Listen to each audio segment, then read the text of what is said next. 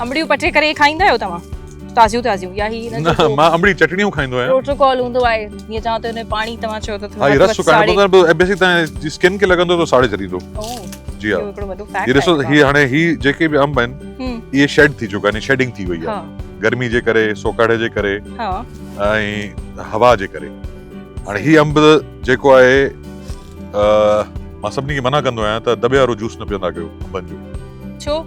इन करे ही सभु किरियल माल जेको आहे न मेड़े वञी तव्हांजे लाइ जूस गौर सां ॿुधो नाज़रीन सर जी ॻाल्हि असां चाहियूं था ॿीहर रिपीट कयो जेको दॿे वारो जूस जे मिलाई सारी शुगर हूंदी आहे किरियल अंब जेके ज़मीन ते आहिनि उनजो जूस ठाहियो उनजो जूस ठाहियो वेंदो आहे ऐं तव्हांजी सिहत लाइ मुज़र आहे अच्छा ही कैप्स तव्हां ॿिनी खे ॾाढियूं इंटरेस्टिंग पातल आहिनि and I can see some two specific badges on your cap छा बैकग्राउंड आहे हिननि जो ही त मार्कूल लॻे पई व्हाट इज दैट हे बेसिकली हैट आहे ओके कैप तव्हां पाती आहे sorry this is the cap this is that thank you for the correction अच्छा हे जेको पहिरियों मथे याद हे RLP red legged partridge Pakistan में पहिरियों चकर शिकार थियो 2013 अक्टूबर में it was called the imperial असां जे हिकड़े वास्ते वारे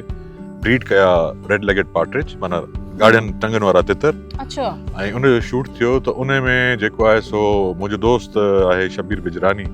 वो उनखे गोल्ड मेडल मिलियो ऐं सेकंड हाईएस्ट शूटिंग जेका मुंहिंजी हुई त मूंखे सिल्वर मेडल मिलियो ऐं टियों हिकिड़ो दोस्त हुयो असांजो आई थिंक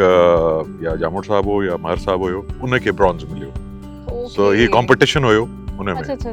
ऐं उनजे हेठां जेको आहे that you got the silver medal na I got the silver one great stood at number 2 अच्छा त ही त वरी तव्हांजी अचीवमेंट आहे जेका तव्हां पाए रहे ही जेको ॿियो जेको आहे इहो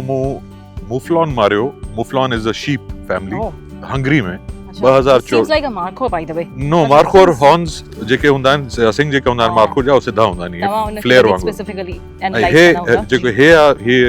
माना रिड या शीप चइबो आहे जी उन जो नस्ल आहे मुफलॉन चवंदा आहिनि इनखे यूरोप में